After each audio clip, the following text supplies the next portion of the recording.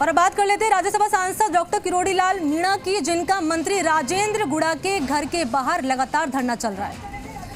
किस तरीके से यहाँ पर किरोड़ी लाल मीणा लगातार धरना दे रहे हैं और आपको वजह हम बताएं। दरअसल रीट पेपर ले जाते समय मनीषा के पति रामनिवास की सड़क हादसे में मौत हो गई थी और किरोड़ी लाल मीणा ने कहा कि ये मौत नहीं, साजिशन हत्या है। इसको लेकर कल किरोड़ी लाल मीणा ने मुख्य सचिव उषा शर्मा को भी ज्ञापन दिया। किरोड़ी लाल मीणा मृतक वाहन चालक की पत्नी के लिए 25 लाख रुपए मुआवजा राशि, सरकारी नौकरी के साथ दुर्घटना की उच्च स्तरीय जांच करवाने की भी मांग कर रहे हैं। कल दोपहर से धरना लगातार चल रहा है मीणा का मंत्री के घर के बाहर और मुआवजे की मांग की जा रही है।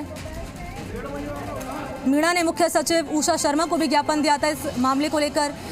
किरोड़ी लाल मीणा मृतक वाहन चालक की पत्नी के लिए 25 लाख की मुआवजा राशि, सरकारी नौकरी के साथ दुर्घटना की उच्च स्तरीय जांच करवाने की मांग कर रहे हैं। वो ये भी कह रहे हैं कि रीट पेपर ले जाते समय मनीषा के पति रामनिवास की सड़क हादसे में मौत हो गई थी। मीणा ने कहा कि ये मौत नहीं, साजिशन हत्या है। देर रात मंत्री विधानसभा क्षेत्र के दौरे पर निकले, अब घर पर पुलिस का पहरा है, आवाजाही रोक दी गई है। मीणा का धरना चल रहा है। रात को मंत्री के बेडरूम के बाहर ही किरोड़ी लाल मीणा ने लगाया है खुद का बिस्तर और तस्वीरें भी इस वक्त आपकी टीवी स्क्रीन पर।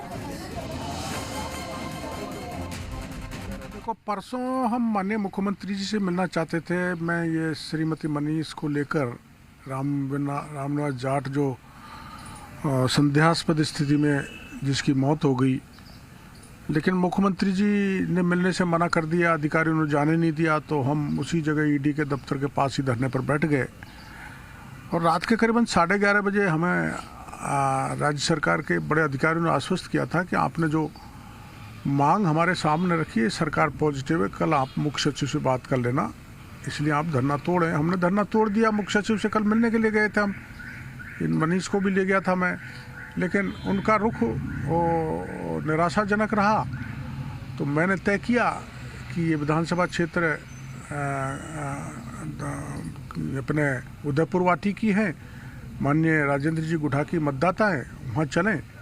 इनके पास हम आए, इन्होंने हमें शरण दी और मंत्री जी ने सभी उच्च अधिकारियों से, ACS home, DG, chief secretary, Raka साहब, सबसे बात कही और कहा है इनकी मांग न्याय संगत है।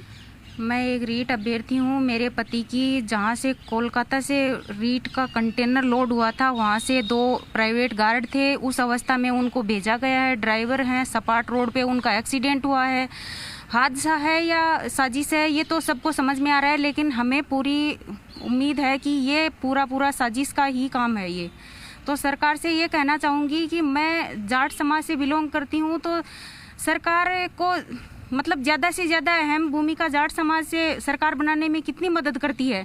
तो आज मेरी ये हालत है कि मैं यहाँ दर दर की ठोकरें खा रही हूँ, तो सरकार को बिल्कुल भी तरस नहीं आता कि ये हमें कितना बड़ा योगदान देते हैं, उसके बाद अपन इनकी बिल्कुल सुनवाई नहीं करते।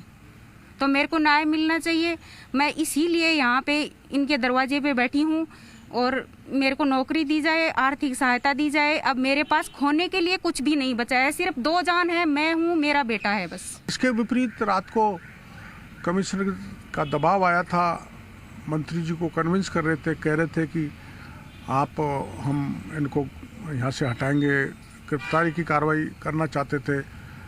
हो सकता है गृह मंत्री जी का दबाव हो, लेकिन मैं धन्यवाद देना चाहूँगा मंत्री जी को, वो इस मांग पर अड़ग रहे। उन्होंने कहा कि थानेदारी मेरे बंगले पर नहीं चलेगी। नहीं, हमको कितनी बर्बर हो गई ये सरकार, हम कोई नई मांग लेके नहीं आए।